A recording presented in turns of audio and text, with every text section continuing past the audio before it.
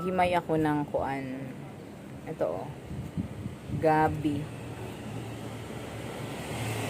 Gagawin natin ng laing. Fresh pa to nung binili namin. Pero yung kakainin nila ay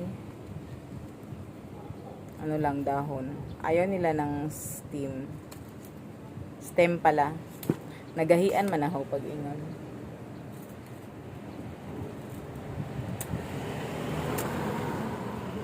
Tapos kunis-kunison sa nadano sa ako magpanik ano. Aray ko, haita ba di ayan?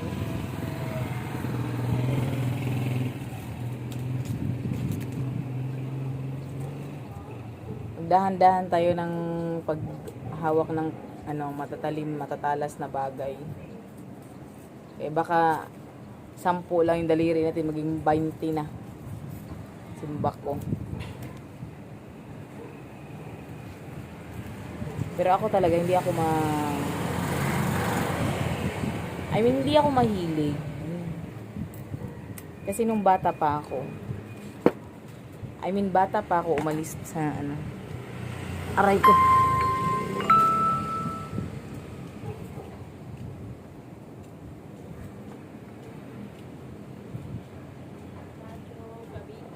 Asa man ka? Muli na ka? Sige, bye.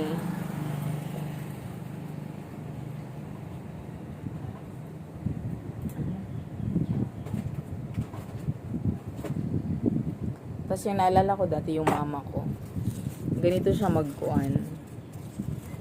Yung matitigas na part, hindi niya sinasali pag luto. Iwan ko lang bakit hindi niya sinasali. Ano to, himayin natin isa-isa ganito.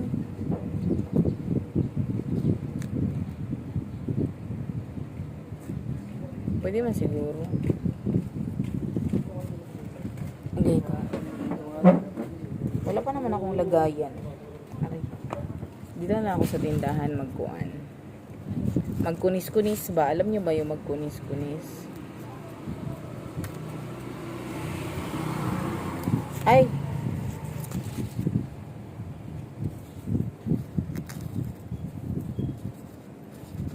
First time ko to magganito. Yung mama ko alam mo magganito. Kasi wala na po siya. Nag-rest na siya.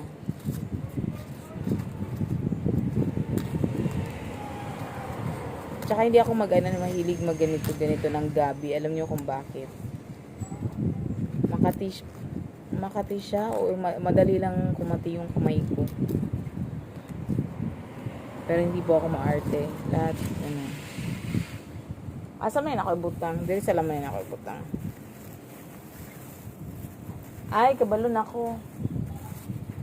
Magkalasa-alasa na po ko. Unya rin naman ako pa. Pahanginan? Ha? Anong gagawin mo? Hindi, yung bago gamitin mo.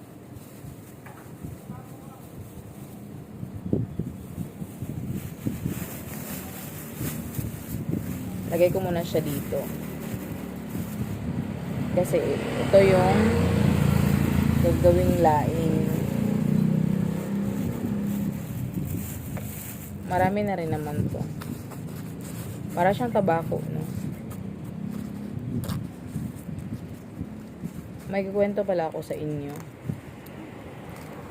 Nakakalungkot siya na ano.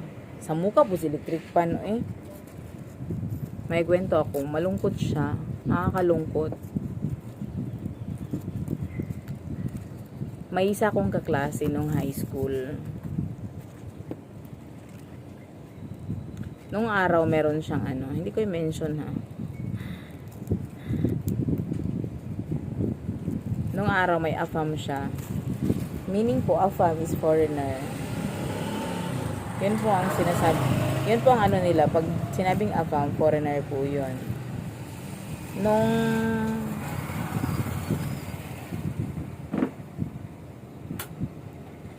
tanggal mo na tayo electric fan kasi magulo siya, ginugulo niya yung buhok ko. Tsaka medyo mahina yung voice ko dyan, no? Pag may electric fan. Sa gabal ba? May isa akong kaklase nung high school. Doon sa probinsya. Ngayon,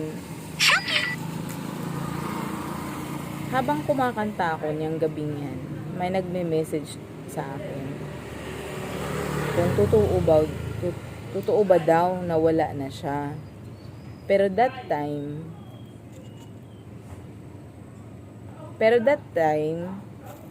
may nalaman ako dun sa Barangay San Juan, Ilongos, Leyte. May nalaman akong nagdisco na heart attack. So, doon sa diskuhan, inatake po siya. Wait lang. So, fiesta yon. Nagdisco yung isang babae. Doon siya inatake. Nalaman ko yan agad. Dahil medyo may pagka-alerto ako sa chika, charis. Nalaman ko yan. Tapos, nung gabi na, kumakanta ako. May nagme-message, may nag-chat ba? Sabi, totoo ba daw? So, ako yung tinanong nila na ako ay nandito ako sa Luzon. Nagstay. Sila nandun sa Leyte. So, ang dami nilang nagtanong. Tapos sabi ko, hindi ko alam. Hindi ko alam kasi wala din naman ako nakitang nag-post sabi ko. Ngayon, hindi talaga ako mapakali. Hindi ako mapakali dahil klase namin kasi yun. Kahit hindi kami close, magkaklase kami nung high school. Kasi sa school kasi may mga group yan, yung mga kaklase, kumbaga, ito yung friendship na to, ganyan. So yun, hindi ko yun close, pero magkabati kami. So lahat naman kabatian. Di ngayon, natulog na ako. Tapos nung gumising ako, parang, nung pagising ko ng mga 3:40, kasi may pinagbuksan ako ng gate. Nag-stock ba yun? Basta, yung, tinignan ko yung mga friends ng kaklase ko, yung sinabing namatay na daw. Tapos naghanap ako dun na kaapelyido niya. So, ibig sabihin, pagka mag-anak niya, masasagot yung tanong namin, kung magkakasali na din po ako. So, yun na. Tinanong ko. Yun pala, yung na-message ko pala, yun yung nag-asikaso sa labi ng kaklase namin. Yan ay sa Tacloban nangyari. So, ang kwento pala ng kaklase ko, nagpaalam siya na pupunta siya dito sa Manila. Pero, ang totoo, hindi siya pumunta dito. Nasa Tacloban lang siya. So, in short, namatay nga daw siya, sabi ng pamangkin niya. Yun yung nag-asikaso sa kanya. Siya yung nag-asikaso doon sa tita niya. Di ngayon, yun. Tinanong ko, ano nangyari? Dahil lahat kami gulat kami na, ano nangyari? Kasi yung edad namin parang nasa maaga pa sa mga kamatayan. Kumbaga medyo bata pa po kami. Medyo matanda lang yun po yung mga mukha namin. Pero yung mga edad po namin ay wala pang 40 or malapit pa lang ng 40. Di tinanong ko siya. Yun pala. Dito pala yung camera, no? Dito pala ako titingin. Yun pala. Natagpuan siyang patay doon sa inuupahan niyang kwarto.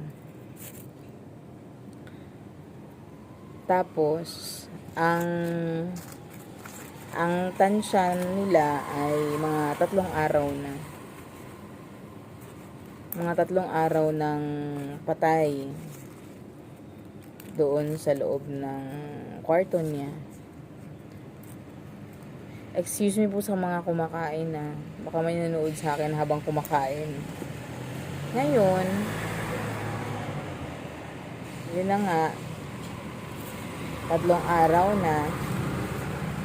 So, yun siya ay may sakit na diabetes, tsaka high blood siguro, ganyan. So, bago siya namatay, nagmanas po siya. So, yung tao, pag nagmanas, pag inabot ka ng 3 araw, pwede siyang parang mag-leak, ganyan. Ganun nangyari sa kaklase namin. So, nung araw na yan, na nalaman nila na namatay, malayo po kasi yung bayan namin papuntang Tacloban City. So, 4 hours po yun, or 3.5, depende lang po talaga kung gaano kabilis tumakbo yung sasakyan. Pero kaya niya ng 3 hours, ganyan. Sa madaling salita, yung kaklase ko, hindi siya pwedeng iburol. Dahil nangangamoy na po siya. Kumbaga, nag-uumpisa na po yung pagkabulok ng katawan niya. So, sinundo siya ng Lamberti Funeral doon sa Tacloban. Pero, diretso lang siya sa Old Cemetery. Kasi doon siya ililibing. Ililibing po siya agad. Hindi na po siya kayang Kaya, sobrang lungkot. Alam niyo po nung nalaman ko, hindi ko alam yung feelings or bumabalik lang ba yung feelings ko nung nawala yung nanay ko. Kumbaga, bumabalik yung sakit at kung anong mararamdaman ng pamilya pag ganyan ang mangyari. Ano pa yun na hindi nila alam kung saang lugar talaga siya nagstay. At yung pulis lang yung kumontak sa Hilongos para matrace kung taga saan siya. Kumbaga may bangkay na natagpuan dito na pangalan ganito. Yun lang nalaman ng pamilya. So, ang ginawa ko, hindi ko alam nga kung masasabi ba nila na grabe naman to si masyado namang chismosa. Nag-ano po ako dun sa Facebook ko para malaman ng mga kaibigan niya. Kasi meron pa siyang mga kaibigan na kaklase namin. Mas kaibigan.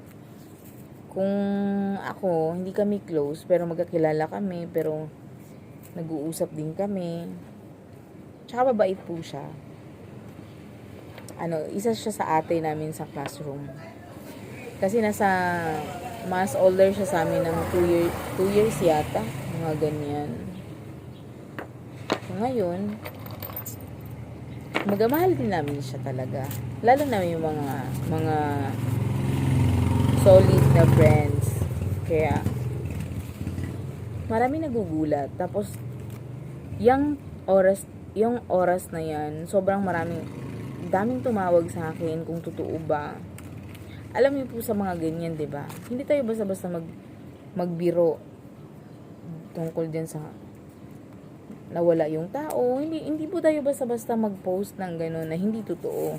So nagtanong sila kung totoo ba daw. Tapos kumbaga nagulat po kaming lahat sa nangyari. Nag-post ako sa Facebook. Hindi sa nakikialam ako. Gusto ko kasi na kahit pa paano yung mga kaklase namin, alam nila. Kasi taga bayan lang mga kaklase namin mostly taga bayan. Tsaka yung mga friends niya taga bayan din. Pero na lang kami nandito sa malayo. Kumbaga gusto ko na merong makapunta na mga kaklase, ganyan, or mga batchmate. Kasi alam ko na sa pamilya nila, hindi nila basta-basta masabi yun kasi nasa gitna sila ng anong tawag nun? Pagdadalamhati ba? In Tagalog. Mga ganyan. Basta yun lang ang naitulong ko sa hindi naman naitulong, kumbaga para malaman din namin lahat ng mga kaklase namin kung paano siya. Pero sa mga tanong nila kung paano, hindi ako sumasagot na kung paano kasi hindi siya pina-autopsy.